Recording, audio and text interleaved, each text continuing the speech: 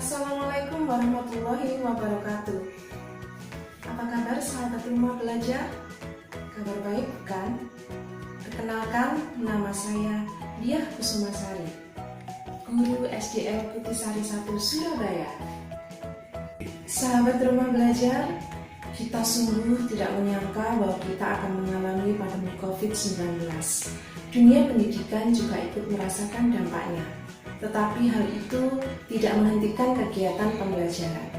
Pendidik harus memastikan kegiatan belajar mengajar tetap berjalan meskipun peserta didik berada di rumah. Solusinya, pendidik dituntut untuk mendesain media pembelajaran sebagai inovasi dengan memanfaatkan media online atau daring. Sahabat rumah belajar, kali ini saya akan berbagi pengalaman mengenai penerapan model pembelajaran belajar di rumah dengan memanfaatkan portal Rumah Belajar. Rumah Belajar adalah salah satu portal pembelajaran berbasis TIK online yang dikembangkan oleh Pusdagin yang diakses pada link belajar.kemendikbud.go.id. Media online yang saya gunakan adalah yang pertama adalah WhatsApp untuk media komunikasi dengan siswa dan wali siswa. Yang kedua adalah Zoom untuk kelas meeting yang digunakan untuk pengarahan dan konsultasi. Yang ketiga adalah Microsoft Form untuk cek kehadiran dan penilaian. Yang terakhir adalah Rumah Belajar sebagai sumber belajar yang asik dan menyenangkan serta bermanfaat.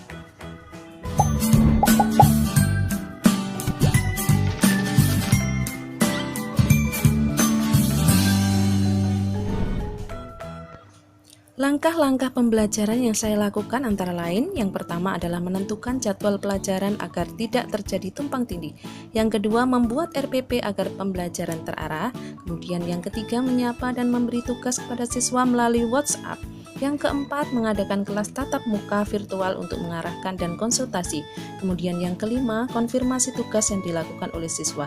Yang keenam adalah penilaian yang diolah menggunakan Microsoft Excel yang diunduh dari Microsoft Form.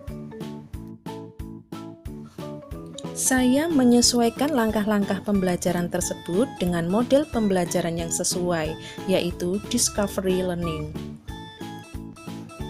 Adapun sintak dari Discovery Learning adalah 1. Stimulasi, kemudian yang kedua adalah identifikasi masalah, yang ketiga pengumpulan data, yang keempat pengolahan informasi, yang kelima adalah verifikasi hasil, kemudian yang keenam adalah generalisasi.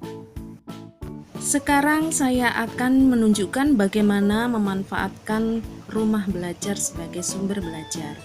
Yang pertama adalah klik link belajar.kemdikbud.go.id. Kemudian di situ ada fitur utama rumah belajar, antara lain kelas maya, kemudian sumber belajar untuk mengunduh dan mengunggah sumber belajar. Kemudian yang ketiga adalah bank soal untuk melakukan evaluasi, latihan, ulangan, dan ujian. Kemudian yang keempat adalah laboratorium maya, adalah untuk percobaan online. Kemudian ada fitur pendukungnya yang antara lain adalah buku elektronik, yang kedua adalah peta budaya, yang ketiga wahana jelajah angkasa, dan yang keempat adalah PKB.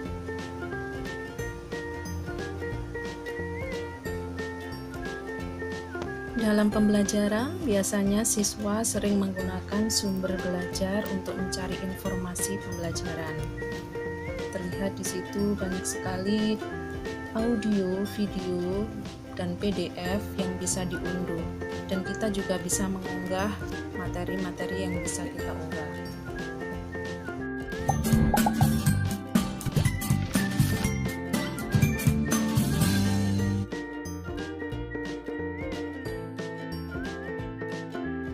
Halo, nama saya Rizky Fajar Julianka. Nama saya Naura Kala Al-Hakul, kelas 5D SDN Kutisari 1. Nama saya Naufal Kemal Ahmad Prabowo, kelas 5D SDN Kutisari 1. Aplikasi di rumah belajar sangat menarik dan bermanfaat Karena bisa diakses kapanpun dan gratis. Dengan rumah belajar, saya lebih bersemangat untuk belajar.